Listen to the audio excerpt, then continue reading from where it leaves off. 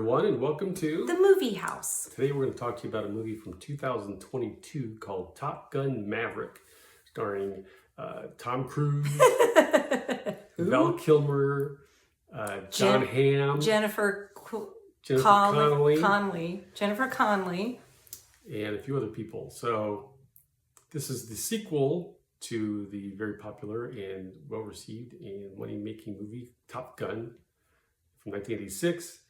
And it starts out, spoiler alert, with the famous Kenny Loggins song, Danger Zone, to get you right in the mood right off the start. Yes, and we wanted to say we totally forgot about the great music that was in the original Top Gun. So that was a #1 hit. Take My Breath Away by Berlin was a #1 hit. And I don't know what, the Everly Brothers, that brought up again, You've Lost That Loving Feeling. That was a huge, right? Isn't that the song they sing in the bar? Yes. Yeah. So that, caused a lot of people to come back to that song from the 50s. Brothers? Isn't it or is it the Righteous Brothers? The Righteous Brothers. The Righteous Brothers. Okay, so maybe the 60s, not the 50s. But anyway, we forgot to mention the great music from Top Gun. So we wanted to make sure we put a plug in that for while we're talking about Top Gun Maverick. And as you said, they start off right where we left off in the original movie. Yeah, and this is an unusual film in the respect that it's, I don't know if they've ever done this before, where they have a main character come back 36 years later, something like that, for a sequel. Yeah. Nothing in between. And Tom Cruise is excellent. Yes. And, Pete Mitchell, that's his name. Pete Mitchell, also known as Maverick, who is now a long-in-the-tooth veteran fighter pilot. And he's still the same guy in a lot of respects, just older, not necessarily wiser in some respects, still has that sort of risk-taking attitude from the first film. He still carries that over, and it's a really interesting sort of character study on this guy Maverick, all these years later, seeing where he's at now and what he's asked to do with this new threat, which is kind of interesting too, because yes, Top Gun was 1986, the Cold War was still raging, and now all these years later, the enemy in this film is never named. You don't know who they are, where they are, any of that kind of stuff. You're just sort of told there's this mission. There's a threat. Yeah, there's a threat, and there's a mission that we need to undertake, and we need to get people ready to do it. And it's going to be very, very difficult. And so he's brought in to teach these people what he knows, right? Yes. Yeah, he's an instructor now. He's not necessarily a pilot. He's an instructor. And it's with some trepidation, I believe, that he's brought in. He's brought in because of Iceman's character, who he is at this point in his life. And John Hamm, I thought, was great as an antagonist, in a sense, to Maverick, because he's looking at his chart and he's like, your chart says otherwise, and I don't think you're a good choice, and I don't think you're a good influence. But it's in the pilots he's working with, we have men and women, which I thought that was great. And they seem so young. Yeah. And one of my best things that I can say about this movie is that I like it that Tom Cruise older. He's not trying to be Maverick from 35 years previously. And spoiler alert, if you haven't seen it, I am so impressed and thrilled that his romantic interest is a girl from his past, and it's played by Jennifer Connelly, and she's age appropriate. Right. Thank you, Hollywood, for not having a man approaching 60 being with a 25-year-old girl. Thank you so much. Yeah. So it was a lot more believable. People can relate to it.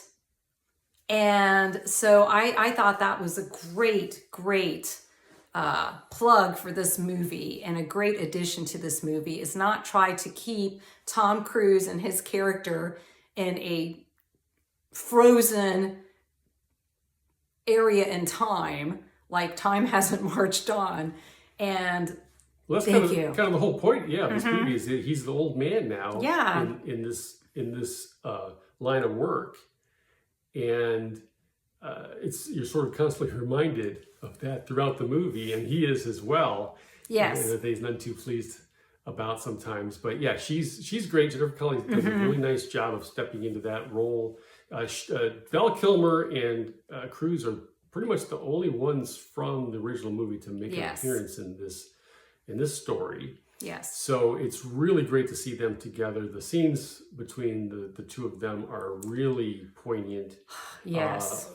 Largely to Val Kilmer's poor health in recent years, and the way they work around his limitations are really excellent, but and doesn't detract at all from his performance. No. He's really good as Iceman again all these years later. And the new characters, like you said, a lot of them they're pretty good, well-drawn characters. They're new, but you're not like necessarily pining for the old group. No, it would have been nice you're to maybe interested. Yeah, it would have been nice to maybe a couple other cameos if Right. they could have worked it out for fan service for people like us. But it doesn't take away from No, it. It doesn't make you, like you said, you're not pining for it, because these new cadets, these new pilots are very interesting.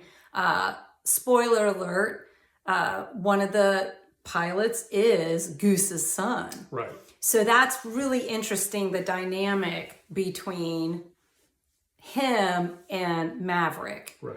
And I, again, want to applaud Hollywood. I don't know who made these decisions, but I'm so grateful once again for being a woman that the women pilots act like women. Yeah. I'm so grateful that they're not trying to act like men, talk like men, look like men. They're women Right. who just happen to enjoy flying. Right. And I like it too that the men are accepting of it. Mm-hmm. They're not, who do you think you are, little? It's great. It's very well represented, and it's not awkward, and it's not, again, I don't like it when they portray women like men. Yeah, they don't make any point Right. about it. She's just there. a pilot. She's yeah. just there, and she's just another pilot Right. competing and trying to learn what she's supposed to learn, and all Right. that kind of jazz. And yeah, it's kind of refreshing that there's no undercurrent or Right. any of that kind of stuff politically or otherwise. Yes. Yeah. So I appreciate, thank you It's again, refreshing. Hollywood. Yeah. Again, of age appropriate relationships and actually, guys and girls getting along, doing, something unique. Yeah. Thank you. And the stunts in this thing are really incredible. Amazing. When we saw it in the theater, you're moving in your seat as they're flying around and getting pummeled by G-forces left and right. Right. I can't imagine what it was like watching it in 3D. Yeah. Or IMAX. Oh my Right. gosh. Right. We live in a very, very small town, and we're just glad that our theater had it. But I can't imagine what this was like on IMAX or 3D, how awesome that must have been. But yes, the maneuvers are amazing. Amazing. Yeah. Again, Tom Cruise, at this point in his career now, he's usually the boss on every film he makes. And so he does a lot of the stunts, a lot of the flying himself. These are actually flying these jets in real life, in real time, and filming it. And you can see it. There's no, I mean, if there is any special effects, which maybe there are a few here and there, Right. they are seamless. You have every reason to believe what you're seeing they actually did. Yes. For real. Yes. It's really, really cool. Yeah. Very cool. Very well done. Very well done. Very All the well way done. around. A great movie. And again, we've said this over and over. Most sequels stink. Yeah. They just stink. They should never be done. This is a great standalone movie on its own, but it's a great sequel. And I really, really enjoyed it. It's in our library along with Top Gun. So bravo. bravo everybody in Hollywood who made this movie happen, because this does not happen very often. Yeah, unfortunately, it made a ton of money because Cruise insisted that they put it in the theater. This was filmed in like 2019 or something like that. It's supposed to come out during the pandemic, and he refused to let them release it on streaming. He said, this is a theater experience. We're going to wait till people are able to go back to the theater, and they did, and it paid off handsomely at the box office. It made a ton of money. And again, so if you missed it at the theater, get it on disc. It's worth a watch. Like you said, if you haven't seen the first movie, you don't need to see it necessarily to enjoy this movie.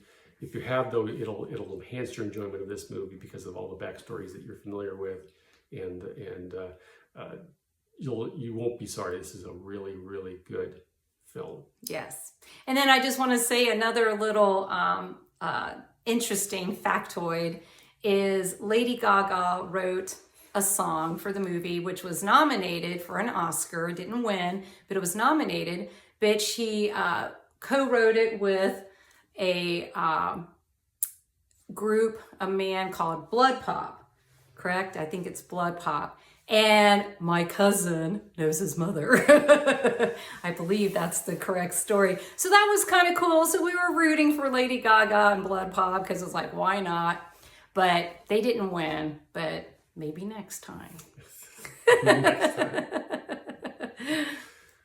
Okay. Interesting factoid, trivia. That might come up in trivia somewhere. So, and you heard it here. Okay. All right. Well, that's it for us. Thanks for joining us. We'll see you next time. Bye.